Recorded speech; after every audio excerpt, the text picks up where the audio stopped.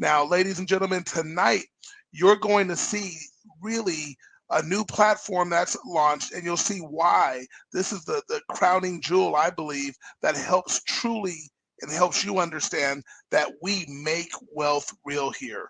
And that is, we're going to launch, if you will, and we're going to talk about our platform, our new platform called Trust My Assets. And we have the expert here that's going to help us do that. In fact, what I want to do, and what, just so you understand, you want to get everybody you can on this platform. Because when they hear what's possible, when they hear how the money game is being played, and you either are playing it to win or you're being played by the money game, and the money game is some of the obvious ways they play it. You don't even realize it's happening, but you're played anyway if you don't know. This is going to help you be in the know and help you understand. To me, every single person in MWR, this platform is what they're going to strive to take advantage of. And so I'm excited to be able to bring on the person that's going to be our lead instructor that really heads this. This was an amazing happenstance that normally he would never, ever, he has never, ever allowed this to go anywhere to major organizations or companies and things like that, because it's always been passed on through bloodline. But because he not only saw the value and what he could bring to MWR and saw that value, but he saw the value of what MWR brings to its members, and he became a member himself and is building an organization already ranked up to 2-star executive director. But let's talk about our lead expert for Trust My Assets. Let's bring up Mr. Roger Grant. Hey, Andama, how you doing, brother? Doing outstanding, Roger. I had to tell him that you're out there, you're in the business too, and you saw that what you saw with MWR. So what you said, I like something you said at the event, something you said to me. You said, now this is my family. MWR is a part of my family. So this information that you're going to kind of share with us, and they'll understand very clearly why this is generally just passed on through bloodlines, but now we are all a part of your bloodline. Is that correct? Is that how we get that information, Roger? Absolutely, brother. True financial information in this country is not taught. It's passed down, and it's generally passed down within a bloodline, and that's where it stays, right? This weekend or a couple weekends ago in Florida, I got attached to a new bloodline. My bloodline just grew. So my mentor poured into me some things that none of us were ever meant to know, and now it's my job to disseminate that to the rest of the family. All right. Well, outstanding. Well, I'm going to get out of your way, and I'm going to let you do just that, because I think people are absolutely in for some eye-opening experience tonight. So, Roger, the floor is yours. All right. Thank you, Dom. Well, guys, look, if you don't take anything else away from what I'm going to say tonight, I want you to understand that there are 2 sets of financial information in this country. 2 sets. And if you make a certain amount of money, you're privy to one set of information. Doesn't necessarily mean that you're going to get it, but you have a shot at getting it, and everything else is offered to the public, right? So what I want you guys to understand about trust is this. It's how many of you, when you think about a trust, you think about millionaires and billionaires and trust fund babies, right? That's what we think about. As normal people, we're like, what do I need a trust for? I don't have that kind of money. Well, it's not about millionaires and billionaires and trust fund babies. And the person who has very little to lose, you have some things that you've acquired, you can't afford to lose those things. And what a trust does is protects your assets. It controls your assets so that you don't have the liabilities of ownership, right? So it's a guy with a home that has $50,000 worth of equity that he wants to protect that needs a trust. It is the person with, maybe a substantial amount of cash in the bank, $30,000, $40,000, $50,000 in the bank that you want to protect. And here's why. That millionaire, billionaire, if he loses everything, he's got the contacts and the resources to rebuild it and get it back.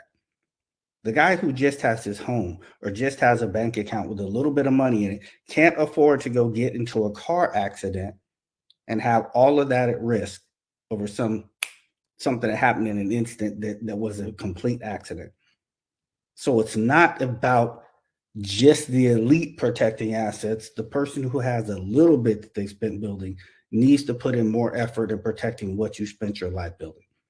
All right, so let me give you a little background on me. I'm not going to give a deep background like I gave at the convention, but I was in the mortgage business for about a decade, right? And in the mortgage business, I managed to start making money in my second year, and the IRS hit me over the head for about $50,000 in taxes, right? My CPA told me what I needed to do to keep the IRS from treating me like that, right? I ended up buying a $650,000 house. I didn't have any kids at the time, right? I ended up getting into an insurance policy that was $1,200, and I ended up buying a Cadillac Escalade that was about $1,100 or $1,200 a month in payment. And I already had a Cadillac Escalade. I did not need a second Cadillac Escalade. I didn't need a 5-bedroom house. I didn't need this monster insurance policy. I didn't need those things. What I needed was to keep the IRS from abusing me and taking what I was building, right? So I did all of those things, right? And then I ended up in a custody battle for my daughter right in the middle of all of this. And that cost me a ton of money. So long story short, I fought through all of this, right? Got everything paid off, got full custody of my daughter. And about 3 months later, the mortgage meltdown happened. And I had nothing left to survive it because I followed that other set, the 2 sets of information, right? And my CPA was no slouch. When I met him, he had just built a $10 million house in the Silicon Valley. He was no slouch. And he gave me the best information that he had, but it wasn't the best information there was, right? So what I want to do is we're going to jump into a little slideshow presentation. And then we're going to have a conversation about trust, just because I want you guys to become familiar with this conversation because it's for everyday people. It's not for the elite alone, I should say. So what are we doing here, folks? We're here literally trying to separate ourselves from the masses. That is what MWR Financial does. It takes you from being that person who's allowing the IRS to take too much money out of your check every month to recouping that money, right? To having a good credit score, to living a debt-free life. These are the things that the masses don't do. And so we're already in a place of separating yourself from the masses. So when it comes to this conversation of trust and protecting assets and taxes and things like that, we're going to separate ourselves even further from the masses, right? That's the goal, is to not be them. And here's why. For you Bible believers out there, this is one of my favorite passages of scripture, the narrow and the wide gate. Enter through the narrow gate, for the gate is wide and the way is broad that leads to destruction. And there are many who will enter through it. For the gate is small and the way is narrow that leads to life, and there are few who will find it. What that passage of scripture right there is telling me is if the masses are doing it, it's probably wrong. But at bare minimum, we need to think twice about what the masses are doing. What the Bible is telling us, not just spiritually, but in every walk of life, and I'm going to show you this financially, if it's being taught to the masses, we need to be critical thinkers of that type of information. Because there's 2 sets of information, right? And if this narrow passage is set up for them, what are they doing for the rest of these people to cause them to walk through that wide gate? Now, I'm going to put this, and I'm going to use an example of the 401k and your private reserve account for those who've been with the MWR Financial for any amount of time. We are all taught to get into a 401k or an IRA. Your money's not taxed. It grows tax deferred, and then you pay taxes sometime later, right? Well, let's examine that for a minute. Is the dollar going to be stronger today or sometime in the future? If you're my age, you remember when candy bars cost you $0.25. Now they're like $1.50. So your dollars are always going to be stronger today than they are in the future. So why are we giving up strong dollars today for what we know will be weaker dollars in the future? And then let's talk about taxes. They say you pay the taxes sometime later. Okay. Somebody tell me what the tax rate is going to be in 30 or 40 years. Unless you have a crystal ball, you can't answer that question. But here's what we do know that is a fact. The IRS has been in existence since 1913. The tax rate environment that we are in right now is the third lowest tax rate environment in the history of the IRS. And what we have people doing right now is giving up a known quantity for an unknown quantity and calling that preparing for your future, preparing your retirement. That's not preparing, that's gambling. But this is what the masses have been taught, which is why MWR is teaching you about the private reserve account and the diversified cash flow account that allow you to live a tax-free retirement. This is what MWR is teaching, and here's why they're teaching it. Here's why the company is teaching that. It's because true financial information in this country is not taught, it's passed down. And to show you that, I want to talk a little bit about our HBCUs, historically Black colleges and universities. And in the Black community, they are beloved, right? But I'm going to show you how information goes right over our head, and we just don't know the things we don't know, right? John Rockefeller started the United States Board of Education in 1903, and Congress let him do that. And then they had to come back in 1913 and do an investigation into what they let this brother get away with doing, because he controlled the whole educational system. Here are the two things that Rockefeller knew, Rockefeller and Carnegie, I should say. They knew that if they could control the entities that put out information, and if they can control the curriculum of those entities, then they can control behaviors, they can control outcomes, which means they can control a whole country. I want you to hear three things that Rockefeller said. You can look these up. These are Rockefeller quotes. The guy who started the United States Board of Education said these three things. Competition is a sin. Number one, I don't want a nation full of thinkers. I want a nation full of workers. Competition is a sin. I don't want a nation full of thinkers. I want a nation full of workers. And he started the educational system with that in mind. So when we talk about information, for example, the Dewey Decimal System, if you think about it, every developed nation in the world learns the metric system for math. What you're going to see when you look at the presentations on MWR, I lost my slideshow there. There we go. What you're going to see when you see the presentation on the MWR website that I put together for you guys is Dewey and Rockefeller were very close friends. And Rockefeller funded Dewey teaching the Dewey Decimal System, which is why we learn that, he's controlling that from the grave today. Every other nation learns the metric system. Now, in terms of institutions that put out information, our HBCUs, most people don't know that Morehouse was Rockefeller's pastor and his business partner. And Spelman was his wife's maiden name. These are two of our most beloved of HBCUs, but we don't understand where they came from. Remember the mindset of the person who started these institutions.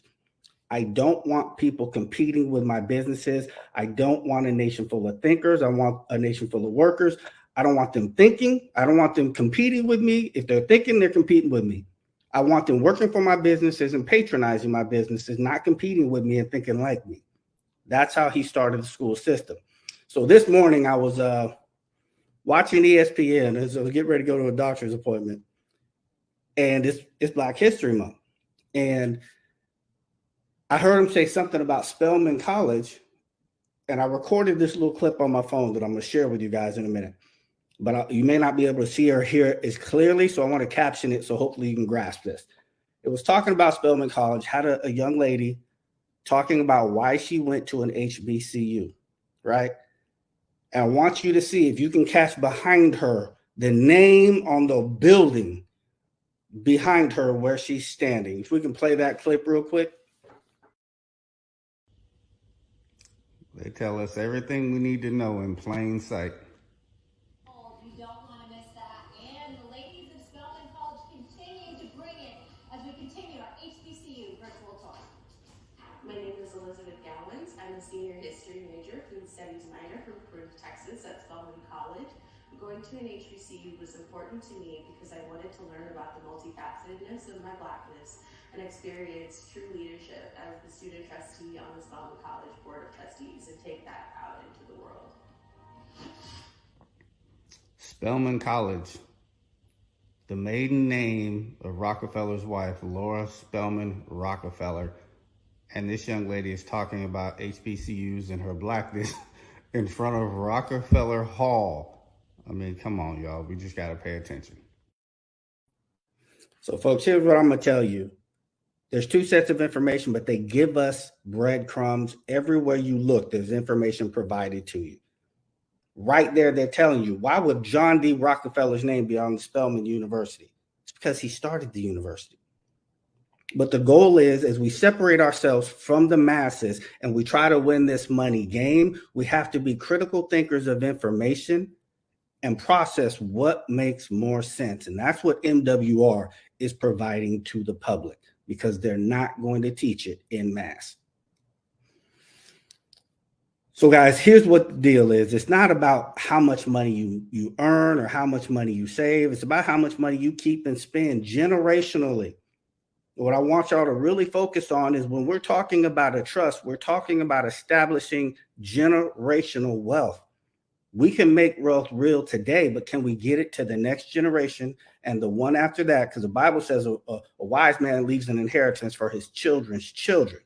How do we pull that off? Because most of us end up in probate or legal situations that prevent the next generation from inheriting what we spend our life building. Without a trust, it's very difficult to establish any kind of a generational legacy plan. So let's talk about the IRS real quick. The IRS was created in 1913, as I told you guys a little while ago. The other thing that happened in 1913 was the Federal Reserve Bank, which nothing federal about the Federal Reserve, was created in 1913. So once they got their bank in place, then they put their collection agency in place. The IRS is not an informational organization. It's not their job to educate you on how to prevent them from collecting, because that's what they do. They're a collection company, right? So once they got their collection company in place, these are the laws they passed from 1913 to 1916. They passed 4 laws. The income tax law. No, there was not an income tax law in America before 1913. They passed the probate tax law.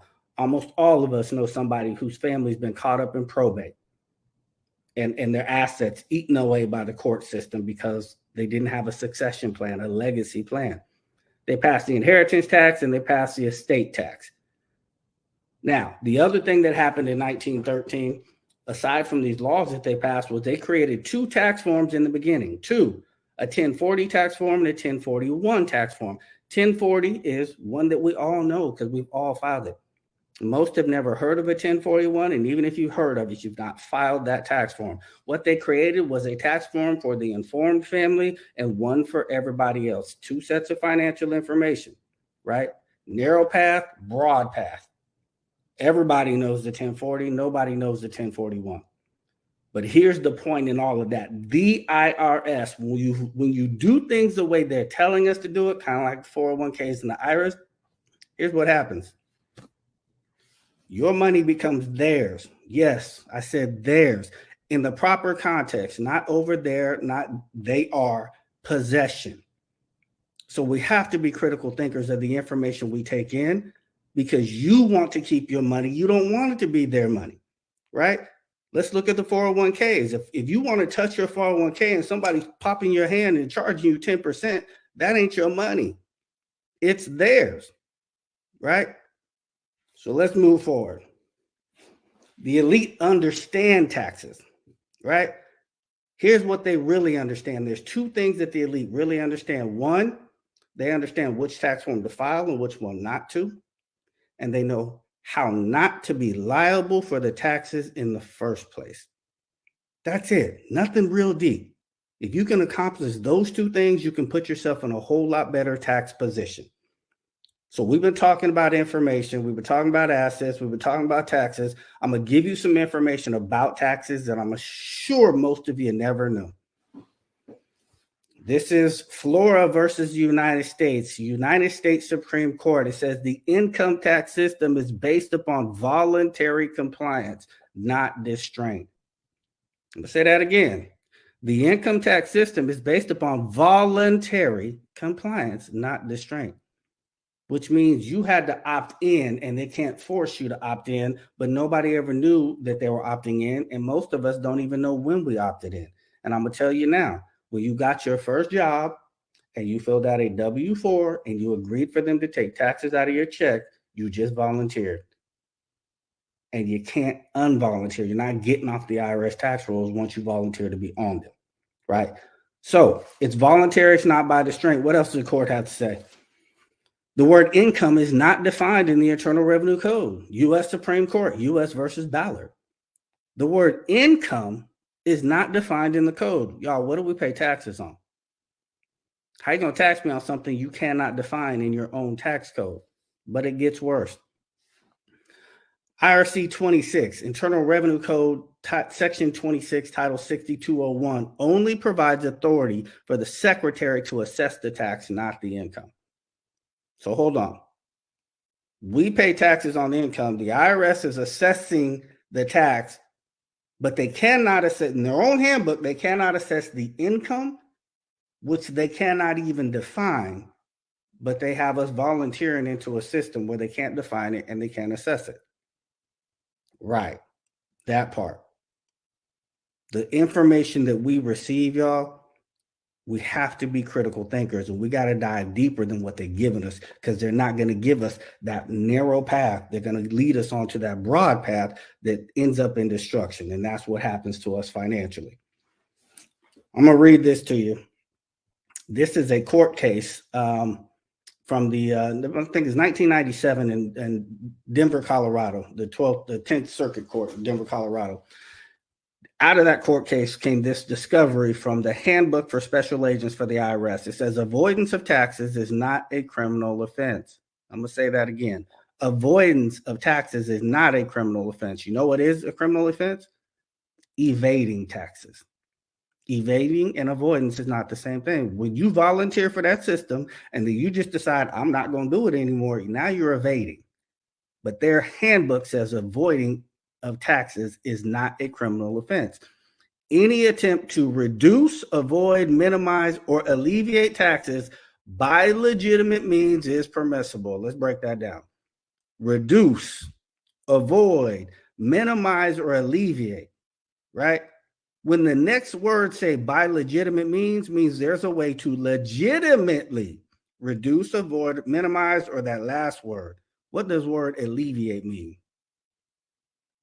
There's a legitimate way to alleviate taxes. How many people ever told you that? Why are we walking around scared of these people? Their own handbook is telling them that they can assess the income, and avoiding tax is not illegal. We just got to understand the language and the systems that are in place with those two tax forms that we told you about in the beginning. There's a system that they created to help them avoid the laws that they were passing. Here's what Rockefeller said. This is Nelson Rockefeller, the grandson of John D. Rockefeller, the one whose name was on Spelman's building, right? And Nelson Rockefeller was also the former vice president of the United States of America. And here's what he said. He said, the key to success is to own nothing but control everything. If you listen to Robert Kiyosaki says the difference between rich people and poor people is poor people want to own things, rich people don't want to own anything. But what are they actually saying? How do you pull this off? So I'm going to explain that to you real quick. Then I'm going to give you a quick overview of how we deal with the tax situation. And then we're going to jump into a conversation. So the key to success is to own nothing but control everything. The only way you can have full control over assets with none of the liabilities of ownership is to be a trustee in a true trust contract, an irrevocable, complex trust contract. If you are the trustee, you control those assets, but you have no ownership liability. And that's exactly what Rockefeller is talking about. But he's dropping breadcrumbs. Like I said, they give us information everywhere. We just got to understand the language. My job is to decipher that information, to make the language more clear. So let me show you how that information right there can deal with the tax issue. I'm going to give you an overview of what we do for a business. Let's say we have a profitable business, a single member LLC, just one owner. And the business is pretty profitable. They're doing $500,000 a year. They have 300 in expenses.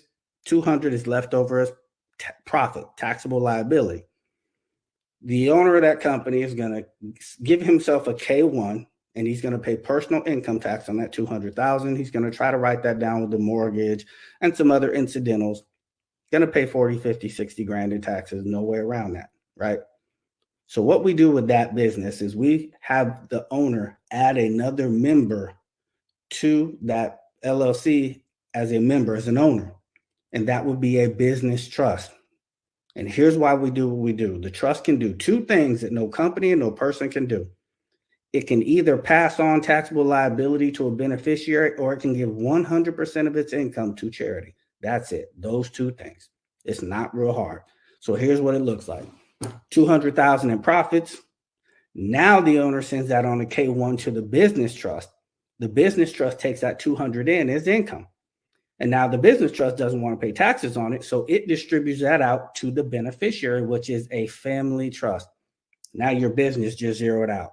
500 in income, 300 in expenses, 200 passed on the K-1 to the trust, passed to the beneficiary. That leaves zero. You can't get taxes out of zero. Now, the family trust takes in this $200,000 as income. And the family trust has all of its lawful deductions. It may have a mortgage, a couple rental properties. Even putting kids through college can be an expense for the trust. Let's just say the family trust has $100,000 in expenses throughout the course of the year. That still leaves $100,000 of taxable income, right? Well, the family trust can either pay the taxes on that, or the last step in the series of interrelated trusts is a private family foundation. Now, the trust that 100% tax deductible charitable gift to your own private family is zeroed out.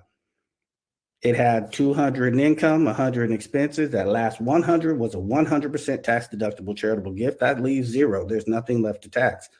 Now, that last $100,000 is inside of a tax exempt entity that can invest in anything that is legal and lawful and grow money tax-free legally. And all you have to do, you have one major obligation from the foundation. That is, you must give away 5% of what comes in to charitable activities. That could be your church. It could be the Boys and Girls Club, the March of Dimes, a hospital, a university. Doesn't matter where you send it. This is how you take $500,000, let go of 5K, and it really didn't go to the IRS. It went somewhere you wanted it to go, something that you're passionate about.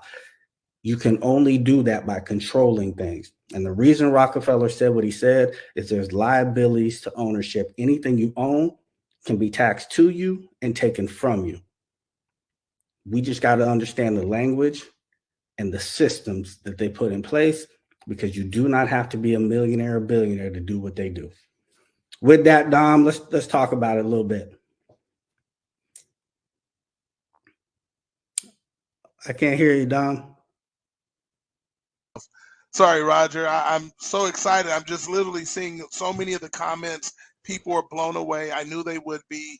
One of the things that's so valuable about what you just said was just understanding that there are two sets of information in this country, and we're never meant.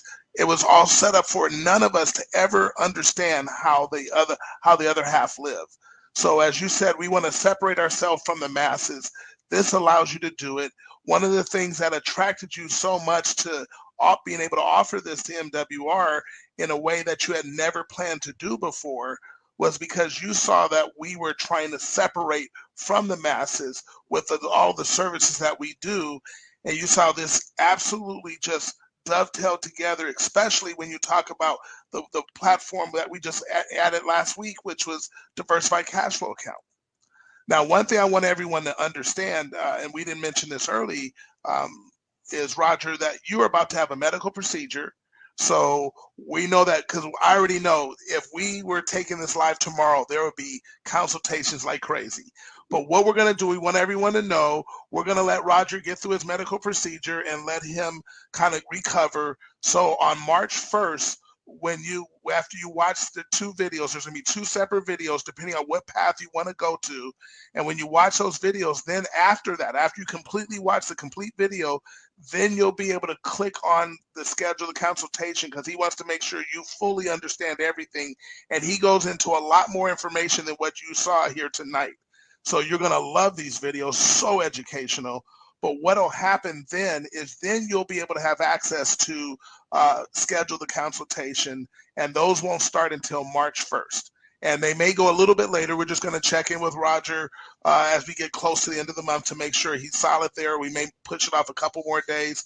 But what I love about what this does for everyone, first of all, let's talk about the cost, Roger. We didn't talk about that. And I know that you have to do the 3 trusts that you've talked about, where you have the business trust, the family trust, and then the foundation, the family foundation, that those combined together, those are 3 separate trusts. In the past, they've gone for 25,000 to into 6 figures. And there are other, people that do that, they're paying thousands, tens of thousands of dollars to get this done.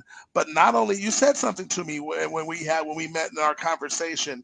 You said one of your mentor's mentor, they would only do it a certain way, but they got paid to do that.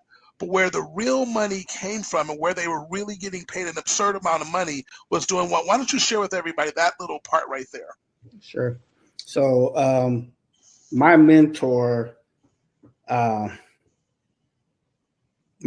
before he could take a client to his mentor, that client had to be worth 30 million, 10 million in income, 10 million in assets, 10 million in investment capital.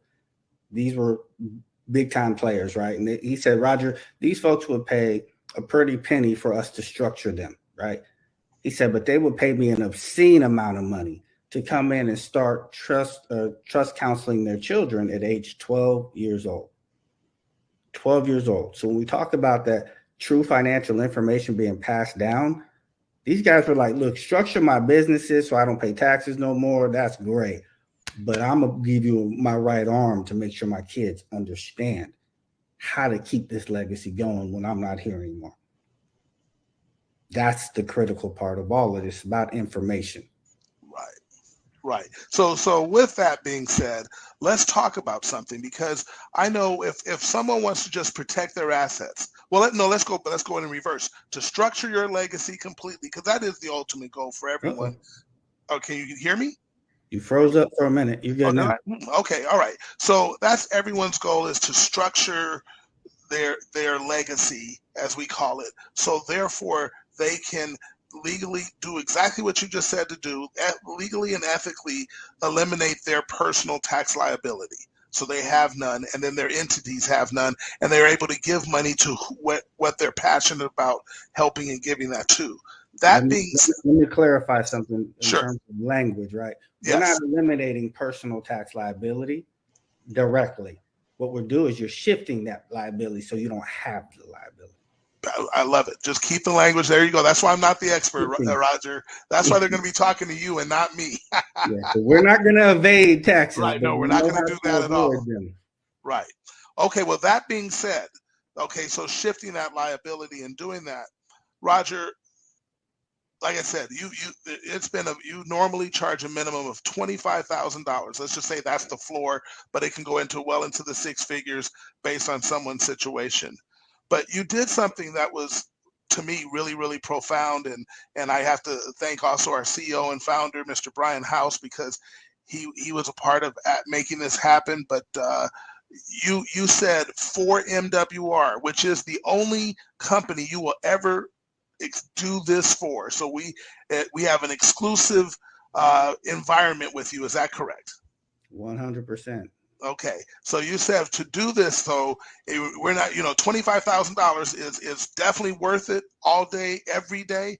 And we know people have the ability to go build their incomes up to where they can go, hey, we'll write a check for $25,000. Because if I pay that one time and I now no longer have, and I want to make sure I get the wording right. Give me the wording again. In terms of taxes, because if I pay if I have $25,000 I have to pay Uncle Sam, I'd rather get the trust all set up and structured so I do that one time and never have to do that again. Is that correct? Okay. Yeah. So, but we're not doing 25,000 here. Tell us what's going to happen if we want to go through structure my structure my assets or structure my legacy. That's what that path is called. Because there's two paths, everyone, just so you know. Under trust my assets, there's going to be two paths you can take. You can structure your complete legacy, and what would that what would that cost be now, Roger? Half, 12.5. 12.5 for all three structures. 12.5. Eliminating taxes permanently. Did everybody hear that? Now, let me say this, Dom. Yes. That is for fully structuring your business, which will protect assets and give you the ability to avoid taxes, right? Right. Now, to protect my assets, for those that just have access to protect. Okay. Real quick. That's not something that has to be done all at once, right? You were just about to speak about protecting assets. Anybody that has something to protect, you need to have a trust, a bare minimum family trust, right? As you build your income, you can put the other pieces together over time. So, it's not something that 12.5 doesn't have to be done in one day. Right. No, and I love that. I love that you're allowing for that as well. So the other pathway that people can take and that can start the process is protect my assets. And like you said, if they have anything that they're trying to protect, if they have a home, if they have a collectibles, if they have, whatever assets they have and they want to protect those, what is the cost to do that? $2,500. $2,500. Now, you know what, Roger? In fact, I want to do this now, Roger, so we can have a real discussion. I'm going to bring on a gentleman that, I'm just going to bring them on quickly because I know I want to look at our time and I want to make sure we get some questions asked. I'm going to bring on our two-star regional director. Everyone knows him. Everyone sees him. He's on our Monday lives. He's absolutely bringing welcome to everyone there. But Mr. Gerald Parker, can you come to the platform, please? And he's going to come up here in just a moment. The other person we're going to bring tonight, because it's going to be a good discussion, we can ask some questions. Mr. Parker unfortunately lost his stream. He's trying to log back in now. Okay, no challenge. Then we're going to bring up that's why we always work. See, the devil can never win because we're always going to be able to keep going. One of the things that happens is we're going to bring up, the Gito. That's all I'm just going to say. We're going to bring up the greatest trainer of all time, our number one income earner, someone who absolutely I know is locked in because we had to do a little kind of a pilot program, and so he was willing to be that test dummy, if you will, but knew it wasn't a test at all. But Mr. Brian N. Bean, can you join us, my friend? What's up, man? Can you hear me okay? We can hear you well. Roger, good to see you again. What's going on, Brian? Hey, we've been talking every day, man. We've been talking every day, and I just want to let everybody know it's a very simple process, Dom. You asked me, it's a very simple process, man. He's the PowerPoint slides does his knowledge no justice. When y'all get to Roger personally or his team, and you fill out the simple forms, the simple questions they ask, it's like taking candy from a baby. Right. No, it really is. The simplicity of what this system is powerful. So let's do this. You know what, Roger? Let's say I had a trust, because I'll tell you, I've had a trust, but I know typically I was paying $4,000 or $5,000 just to get a trust. But some people out there say, well, yeah, I have a trust. I did that. My mother and father-in-law, they have a trust. And right now my wife is going through some things. And now with the knowledge that she has now versus what my father-in-law did, she's seeing all the holes. Why don't you explain to us the difference between someone that has a regular trust and a regular trust? They're in a different jurisdiction than this. Explain the difference so people understand that. Okay, so attorneys on average will range anywhere from $3,500 to as much as $7,500 for one trust, right? What they're going to put together for you is going to be something completely different than what we're going to put together for you. What they're going to put together is 9 times out of 10 a revocable trust, or most of you have probably heard the term a living trust. That's a common term, right? Here's the definition of a trust. The trust is a 3-party contract in which one can create a binding inviolate entity. A 3-party contract in which one can create a binding inviolate entity. Here's how a living trust or a grantor trust, they're the same thing. They're synonymous. Here's how those are usually set up. they will have the person who wants to set up the trust be the creator.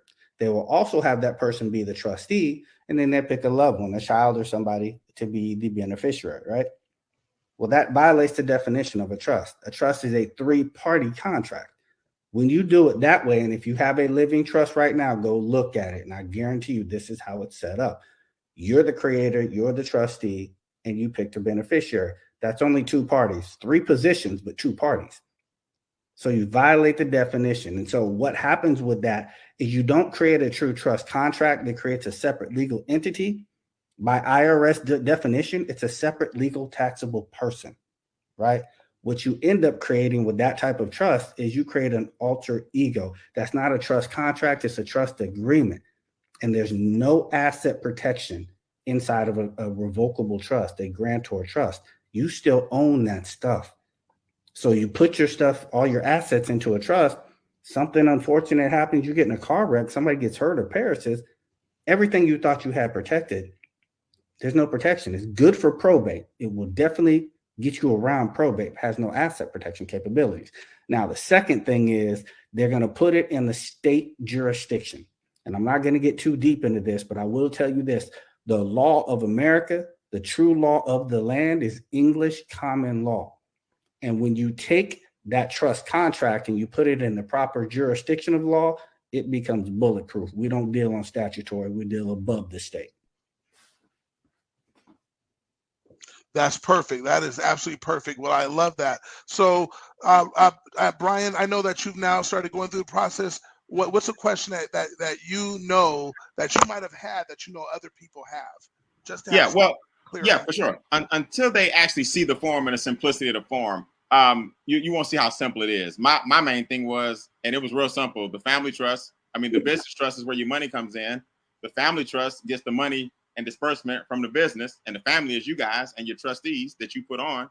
And then the foundation trust is third in line that takes whatever the family trust didn't spend.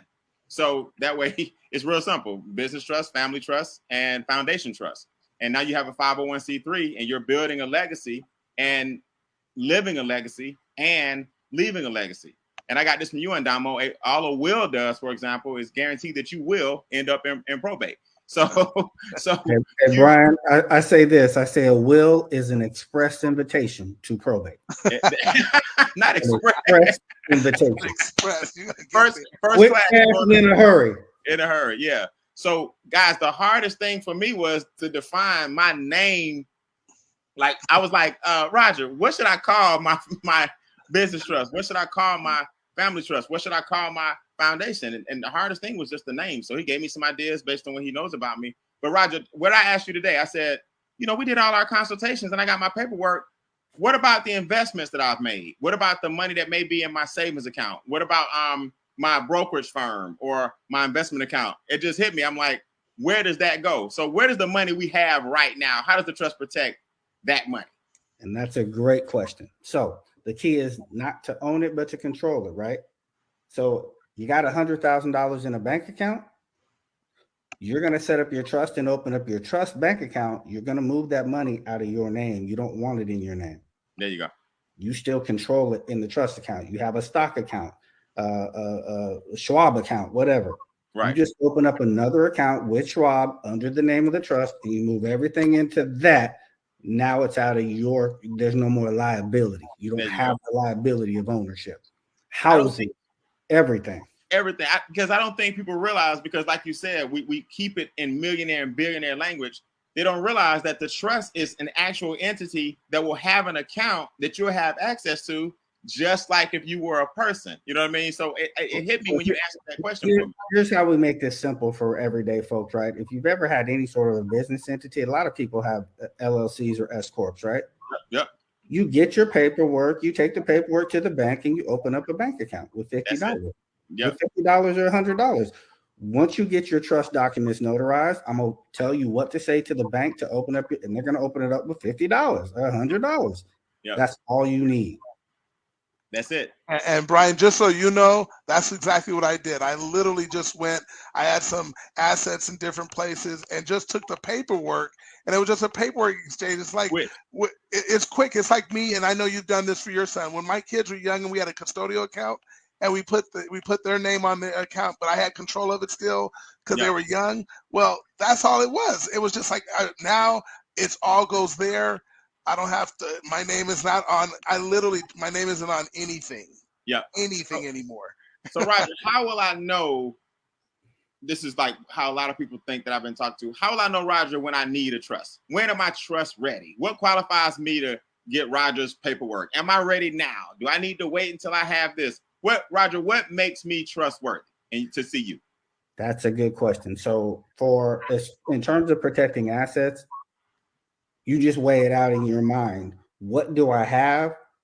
And is $2,500 worth protecting that?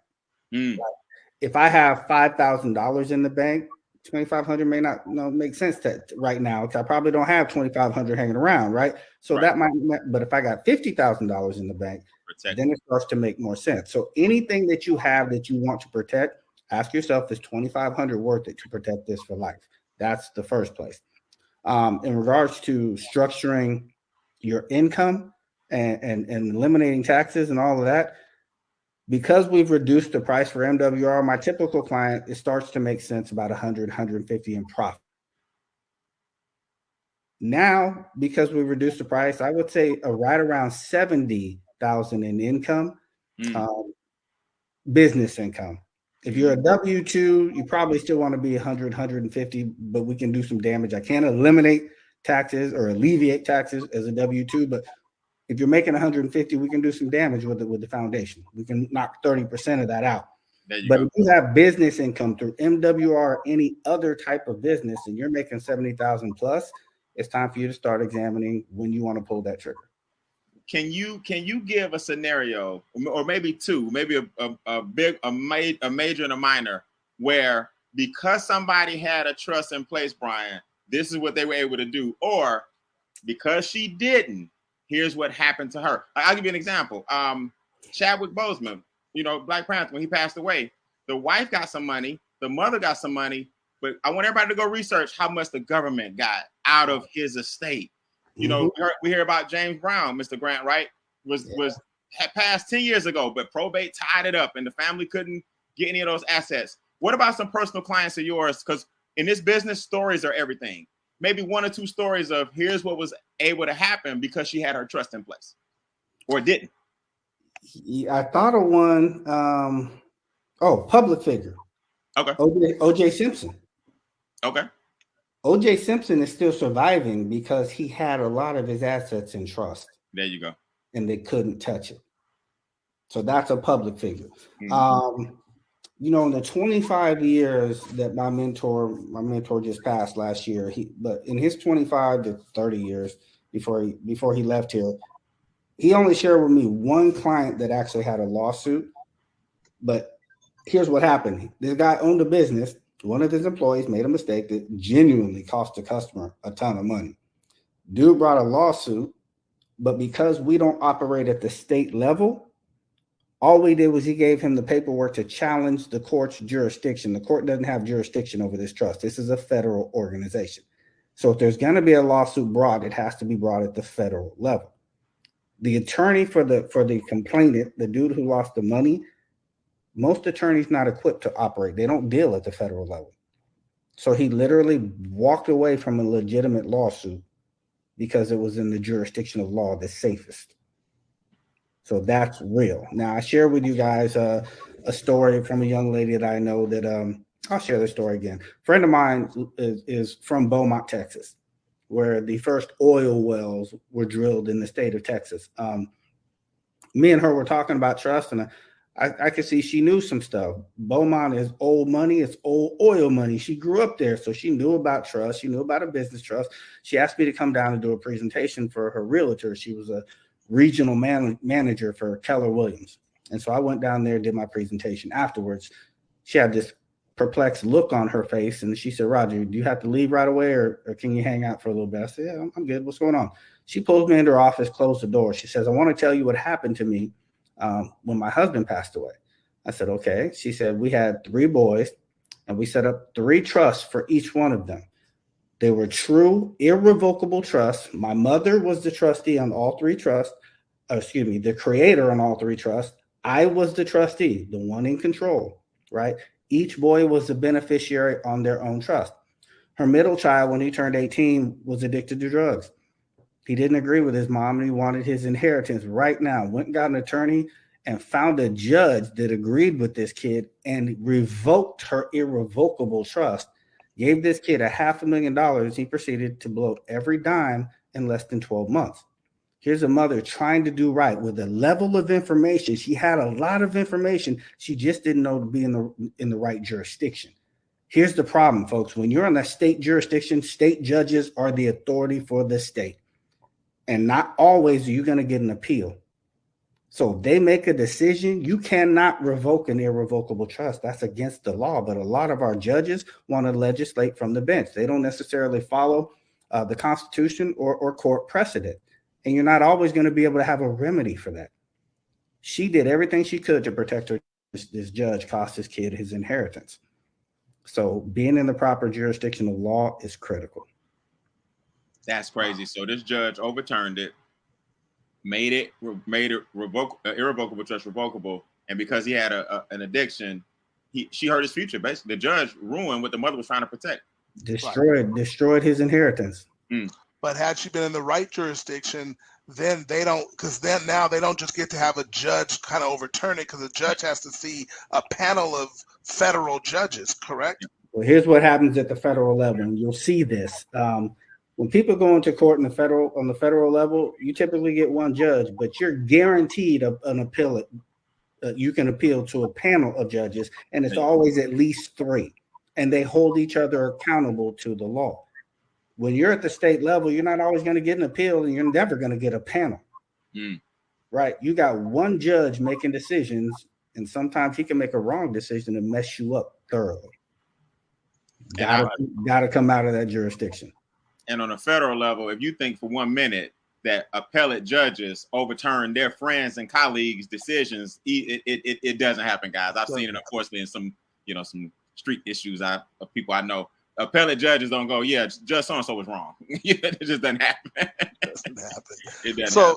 So essentially, and Brian, why don't you do this, because we're getting close to the end here. First of all, Roger, the information just incredible. I'm seeing all the everyone's just like blown away. They love the education that they're getting, what the experts are doing. They understand. I think they're getting a sense that, wait a minute, for the first time, and Brian, I think you can address this too. People really feel like, wait a minute, I can truly make wealth real now. I can truly not only live the legacy as MWR is teaching us, but I can leave a legacy for real. Yes. So that's exciting. But Brian, why don't you share with them how? Because one of the things that I knew, that not everybody can scratch a check for $2,500, let alone $12,500. But we have something that creates business income. And we have the ability to put this all together and attract people that we never could attract before. We can now bring them here to MWR because they will be able to be in a position to take advantage of this new platform. So, Brian, why don't you kind of tie it all up for us, and then we're going to go on and get out of here. Yeah, absolutely. So now, especially with our performance bonus coming in March, ironically, Mr. Grant is taking his consultations in March. The new coded daily pay that we get right now, my income, for example, has a 4-figure and soon to be 5-figure per month increase with just that one bonus. Just the coded bonus will bring me an extra 4 figures and 5 figures per month. Now, people say, well, Brian, that's your regional 5-star XYZ. No, this is what I'm saying to you guys. If you look at the way the compensation plan is structured, first of all, let's look at the way MWR is structured. When we help you increase your cash flow, that's your existing income. Cash flow means your money stays with you longer. Remember, cash flow is a time measurement, not a dollar measurement. Income is a dollar measurement. Cash flow is a time measurement. So your cash flow is 6 months. Your cash flow is 3 years. Your cash flow is 10 years. If you made another dime, if you didn't make another dime, how long would the cash flow you have coming in stay with you? So MWR is going to help you increase your current cash flow. It's real simple. That's the debt going down, the taxes going down, the expenses going down, your credit score is going up, your cash flow is up, and your assets are up. That's cash flow. Then we create cash flow by showing people how to increase their cash flow. That's our new coded bonus daily. Guys, when I look in my back office, I'm giving you a helicopter perspective. I see 10s, 20s, 30s, 40s, 50s, 60s, 70s. Every day that someone joins your organization, once you get to star level 3, which is basically 36 people in your organization, star level 3 is the key to the coded bonus that gives you the income to pay for this asset protection. Look, you know, Rod is very, very humble, but I'll tell it to you guys straight.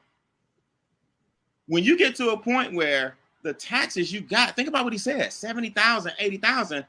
If you had an extra 20, 15, 18, 22,000 that was not going out in taxes, because, if you make 70, you're getting taxed 18 to 26,000, right? What if that was in your pocket every year, Roger, times 3, 4, 5, 6, 7, 8, 9, 10 years? You need to work this business to the point where you got to get this trust fund. Yes, sir. Yeah, one thing there, Brian, is not just what you're keeping, but what you can do with that money. There you go. Putting it in the private reserve, putting it in the diversified cash flow account, putting it in the managed fund. That's right.